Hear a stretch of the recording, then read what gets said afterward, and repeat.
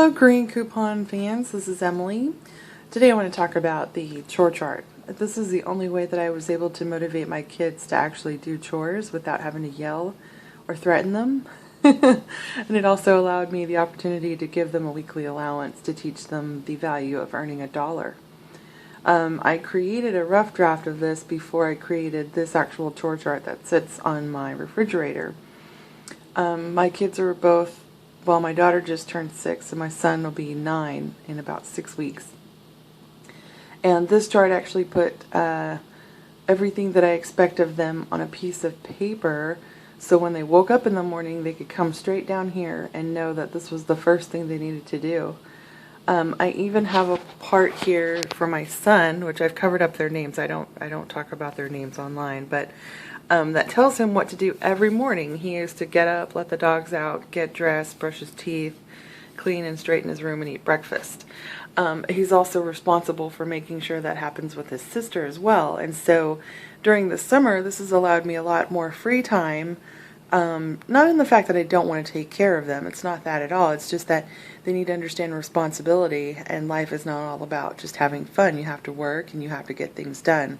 And so this was a great way for them to feel like they're gaining a little more independence, and to also know that whatever was expected, it was clear and plain right in front of them. As you can see, the 8-year-old has probably about twice as much to do as the 6-year-old. And there was one chore that he had to do every single day, which was the dog poop. But it turned out that, you know, they were more inclined to help me around the house because we now have a 7-month-old baby. So it also gave them opportunities. You can see over here that I give them jobs for extra money that they can do. The dog poop thing used to be once a week. It got to be too much, so we made it a daily chore. And you can see that I just, handmade this, no big deal. I also included some things that we were doing for the summer so that they knew what to expect as far as reward. They knew that they were going to get an allowance every week, but also that there were some activities that they could look forward to. I put, we went to SeaWorld, we went to the Fort Worth Zoo. We did not end up going to Houston, but I did put, to be determined.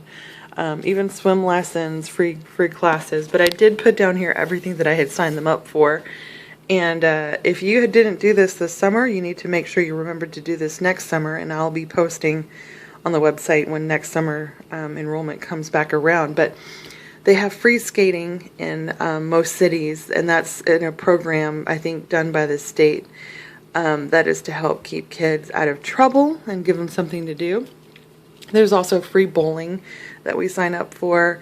I signed up for the family to also be included. I think I paid $25. We could have gone every week. We went once. The $25 more than paid for our bowling, which was great. So even if you only go one time, it was definitely worth it. Then our local library had a pamphlet that had everything in it, what they have activities for the summer, and they sent these home. But I also put down here, what days of the week they had certain things going on. We signed up for the movie club, which was in our city it's every Tuesday at 10:30 a.m. They have a $1 movie that the kids can see, and most likely it's a movie they've already seen, but it's just something for them to do to get them out of the house besides going to the park or swimming all the time. And then of course there was free skating at skating rinks, and then of course there was some little club that my son joined for Pokemon and things like that. But these are really simple things for them to do. They're age appropriate. I mean, for my daughter it was mostly water plants. Our plants eventually died, though. It's just too hot where we live. It's supposed to be like 106 today. It's the high, so it's very hot. Laundry, they don't actually do like the washing of the laundry. They sort according to color, and then they're going to fold the laundry and then put it in everybody's rooms. And then I put, our laundry away, of course. But that's just something, these are age-appropriate things that they could do. They empty out bathroom trash. They pick up trash in the yard. Not that we get a lot of trash, but... And then on the weekends, I realize they don't want to do as much, so their jobs are pretty simple. It's organize and clean your room. For my son, every day it was feed the dogs and dog poop. So his job kind of included taking care of the dogs a little bit more, just because he's older. I wanted him to be a little more responsible. Then you can see, of course, it was trash every day. He takes out the trash. And then really the only difference was this third row. You know, that was something extra that would change. And of course, again, it was coordinated on these 2 days, you know, for him to organize his closets and drawers, and she was to do the same on Fridays and Saturdays. They had to clean their room. And when I say clean them, I mean like everything was picked up, the trash, the closets organized, the beds, you know, of course, obviously made. But it required a lot of, you know, a really good cleaning, because on every other weekend they went with their real dad. And so I wanted to be sure that their room would be clean by the time they left. And when they got home, if they brought anything home, it didn't require them to spend more time cleaning, but they could actually enjoy, you know, whatever toy or thing they brought home. So that's it. That's my chore chart. And then, of course, you know, the incentive is they get paid once a week. They get paid every Friday. Excuse me. And they are free to do what they want with their money. I have, you know, lectured and talked to and coached, because I'm a life coach, about the importance of saving money. My daughter has done really well. My son, not so much. But, you know, they're learning. But that's it about the chore chart. I just wanted to show it to you and give you an idea. And you can make it much neater and creative and fancier than this. I'm a very straightforward person, so you can see it's pretty much to the point and right there. But that's it. If you have any questions, just, you know, leave me a comment and I'll definitely answer back.